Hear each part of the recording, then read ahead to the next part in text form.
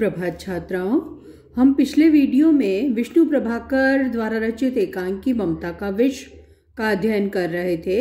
हमने एकांकीकार विष्णु प्रभाकर के संबंध में जानकारी प्राप्त कर ली थी। हम आज इस एकांकी के संबंध में चर्चा करते हैं। तो जैसा कि सबसे पहले हम देखें एकांकी का शीर्षक, तो वही हमारे मन में एक जिज्ञासा जगाने वाला है, चौंकाता है कि क्या ममता का भी विष हो सकता है। न जाने कितने प्रश्न खड़े करता है हमारे मन में एकांकी पढ़ने के पहले कि किस प्रकार से ममता विष हो सकती है या ममता का भी विष हो सकता है। तो एक जिज्ञासा जगाने वाला, संक्षिप्त, अर्थपूर्ण और एकांकी की मूल संवेदना से जुड़ा हुआ इसका शीर्षक है। एकांकी में कुल 5 पात्र इस एकांकी में हैं जो रंगमंच पर आते हैं। सुशील है, पिता है, सुशील की माँ है, डॉक्टर है और चंद्रा जो एक पड़ोस में रहने वाली लड़की है। इन 5 पात्रों के माध्यम से इस पूरे एकांकी का ताना बाना बुना गया है, जिसमें हम देखते हैं कि एकांकी के प्रारंभ में ही एकांकीकार ने कोई रंगमंचीय संकेत नहीं दिए हैं, केवल ध्वनि संकेत दिए हैं। क्योंकि यह विष्णु प्रभाकर हैं, वो रेडियो रूपक अधिक लिखते थे और रेडियो रूपक में ध्वनि का प्रयोग अधिक होता है। लेकिन यह एकांकी जहाँ एक और रेडियो रूपक की दृष्टि से एकदम सटीक है, लिखा गया है रेडियो पर या ध्वनि माध्यम के द्वारा प्रस्तुत करने में इसमें कोई बाधा किसी प्रकार की नहीं आ सकती, वहीं रंगमंच की दृष्टि से भी एक उत्कृष्ट कोटि का एकांकी है जिसमें किसी प्रकार की रंगमंचीय बाधा उत्पन्न हो ही नहीं सकती। रंगमंच पे भी सामान्य से उपकरणों के माध्यम से इस एकांकी को आसानी से प्रस्तुत किया जा सकता है, क्योंकि संकलन त्रय का पूर्ण निर्वाह इसमें हो रहा है। तो हम फिर प्रारंभ से ही चर्चा करते हैं। इसके 5 पात्र हैं, तो पात्रों की सीमा भी बहुत सीमित है और उनके माध्यम से इस एकांकी को बड़ी सहजता से प्रस्तुत किया जा सकता है। इस एकांकी का कथानक पारिवारिक सामाजिक जीवन से जुड़कर बनता है, पारिवारिक सामाजिक जीवन से जुड़ा हुआ है तो मूलतः पारिवारिक, लेकिन परिवार को लेकर के जो भी एक प्रश्न इसमें उठा है या जो भी समस्या इसमें उठाई गई है वो कहीं ना कहीं समाज से भी जुड़ती है।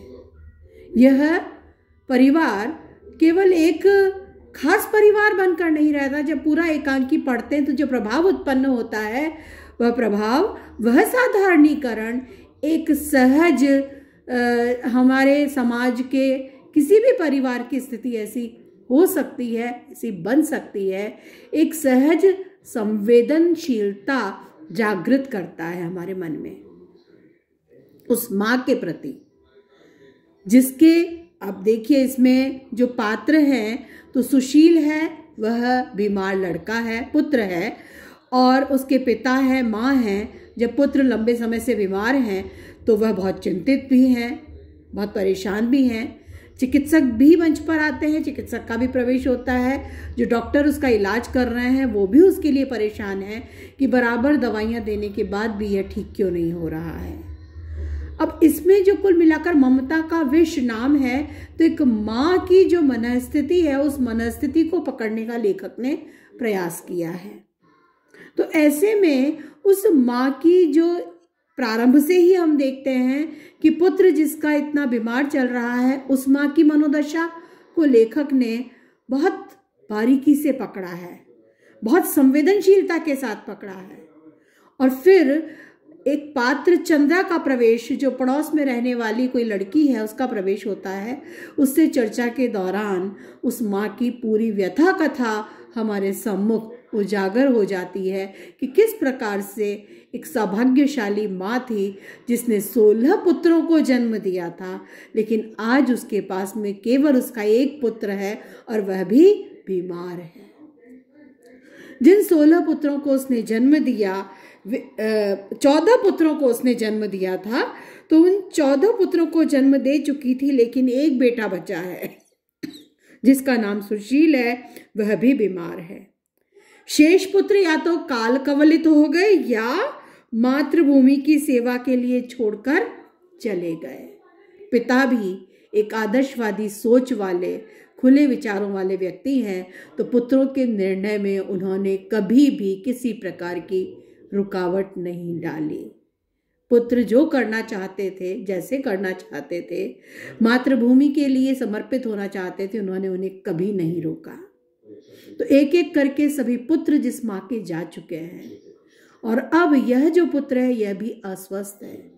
ऐसे में इतने पुत्रों को गंवा चुकी, उन्हें जन्म देने के बाद में बड़ा करने के बाद में उन्हें खो चुकी उस माँ की मनोदशा को बहुत सूक्ष्मता के साथ, पूरी भावुकता के साथ और पूरी संवेदनशीलता के साथ में लेखक ने प्रस्तुत किया है। स्थिति यह हो गई है कि वह माँ निरंतर अपने पुत्र की सेवा में लगी हुई है, वह उसके लिए दुखी है, परेशान है, उसका बराबर इलाज चल रहा है। ऐसे में चिकित्सक के मन में यह भाव आता है कि आखिर क्या कारण है जो यह इतनी दवाइयाँ देने के बाद भी ठीक नहीं हो रहा है।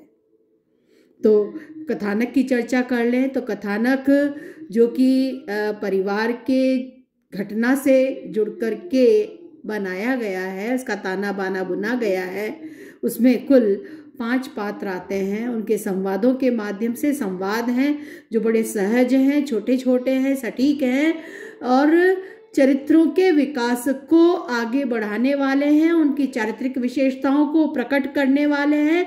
उन संवादों की भाषा भी बहुत ही सरल और सहज है, संवाद आकार में लघु हैं, कथा की मूल संवेदना से जुड़े हुए हैं, कथा को आगे बढ़ाने वाले हैं, भाषा सहज सरल है, पात्रों के अनुकूल है। अब देखिए आप, इसमें कथा का जो विकास होता है प्रारंभ ही बड़े ही नाटकीयता के साथ हुआ है, और उसमें जो कहानी में जो मूल जो घटनाक्रम चल रहा है, मूल संवेदना है, वही हम देखते हैं कि जब एकांकी का प्रारंभ होता है तो वही हमारे सामने आ जाती है। जो मुख्य चरित्र है सुशील, वह अपनी माँ को पुकारता है, माँ दूर से पास आती है, जो कि उसके लिए दूध ला रही हूँ कहते हुए आती है और उसकी सेवा में लगी हुई है। पिता के बारे में भी चर्चा है, उसे कॉलेज जाना है, आगे पढ़ना है, होनहार विद्यार्थी है वह एक। वो सब माँ और पुत्र के उन संवादों के बीच ही हमारे सम्मुख उपस्थित हो जाता है। इसमें बड़ी नाटकीयता के साथ कथा का विकास होता है। द्वंद्व भी हमारे सम्मुख माँ और चंद्रा के संवादों के माध्यम से माँ की मनोव्यथा, माँ का मनोविज्ञान, उसकी पीड़ा और जो कुछ उसने जीवन में भुगता है उसके कारण से उसकी मनस्थिति इस प्रकार की बनी है, यह सारे भाव हमारे सम्मुख उपस्थित होते चले जाते हैं, स्पष्ट होते चले जाते हैं। अब देखिए, चिकित्सक जिसके मन में यह भाव जाग रहा है, बार बार यह प्रश्न उठता है, शंका उठती है कि आखिर दवाइयाँ देने के बाद भी सुशील ठीक क्यों नहीं हो रहा है, तो एक रात को वह उसी घर में रुकना चाहता है। पिता से चुपचाप बात कर लेता है, मैं रुक कर के देखना चाहता हूँ। तो जब रात को दूसरे कक्ष से वह चुपचाप बैठे देख रहे हैं, तो आधी रात में देखते हैं कि एक परछाई है वो उसके नज़दीक बढ़ती है, सुशील के पास बढ़ती है और फिर वहाँ से दवाइयाँ उठा कर ले जाकर उस दवाई को फेंक देती है। यहाँ आकर अब उसे समझ में आ जाता है, वह माँ को संभाल लेते हैं, वह परछाई जो थी वह और कोई नहीं, सुशील की माँ थी। यहाँ पर चिकित्सक कहता है कि माँ की ममता ही विष बन गई है, पहले माँ का इलाज करना पड़ेगा।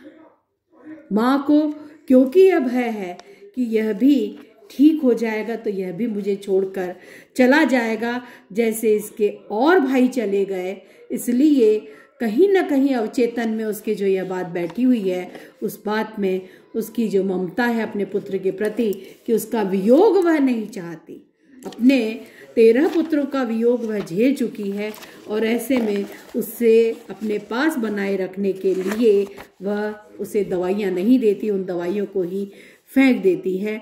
और ऐसे में उस डॉक्टर का कहना है कि यह देखिए छाया मूर्ति, मैंने जब झांका तो धीरे धीरे सुशील के पास जा रही थी।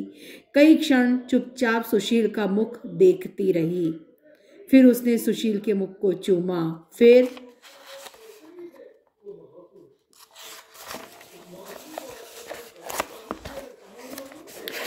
उसने सुशील की चादर उतार डाली और खिड़की खोल दी। अब देखिए उसे बीमार बनाए रखने की सारी व्यवस्था की जा रही है। चादर भी हटा दी, खिड़की भी खोल दी और देखो डॉक्टर उसकी चाल कैसी गतिहीन है। लो अब वह दवा की शीशी उठा रही है। हाँ, उसने शीशी उठा ली, कार्क खोल दिया, फिर पीछे हटी। ओह, वह तो सुशील की खाट की तरफ जा रही है। देखिए ये रेडियो एकांकी के हिसाब से लिखा गया है, इसलिए ये सारा घटनाक्रम मंच पर तो दिखाया जा सकता है, लेकिन जब रेडियो पर इसे प्रस्तुत किया जाएगा तो इन संवादों के माध्यम से ही, जो पिता और डॉक्टर के संवाद है उनके माध्यम से ही उस घटनाक्रम को प्रस्तुत किया जाएगा। उसकी जानकारी पाठकों जो श्रोता हैं उन्हें हो सकेगी। वह तो सुशील की माँ है। सुशील की माँ, मेरे साथ आइए, जल्दी करिए, डॉक्टर डॉक्टर आइए। किवाड़ खुलने का स्वर सुशील की माँ की चीख गूंज उठती है, एक चीख के साथ आप।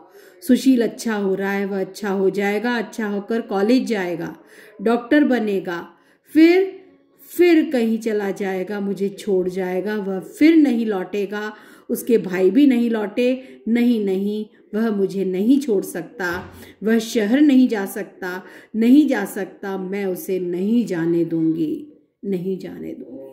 तो जिस माँ के पुत्र उसे छोड़कर उससे दूर चले गए हैं, पहले भी वो जिक्र करती है कि बड़ी बड़ी बातें करते हैं, कहते हैं माँ तुझसे भी बढ़कर एक माँ और है, वो मातृभूमि के लिए बलिदान होने चले गए। यहाँ यह पुत्र भी पढ़ लिख कर बड़ा होकर चला जाएगा।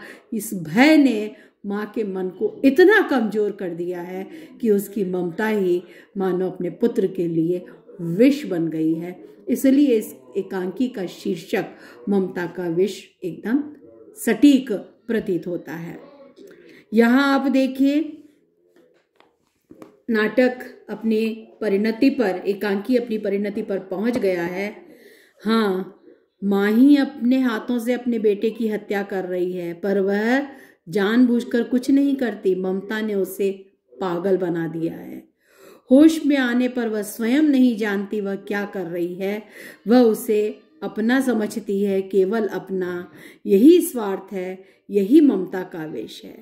तो जब ममता में स्वार्थ बढ़ गया है, स्वार्थपरता बढ़ गई है, तो वो ममता ही विष सदृश हो गई है।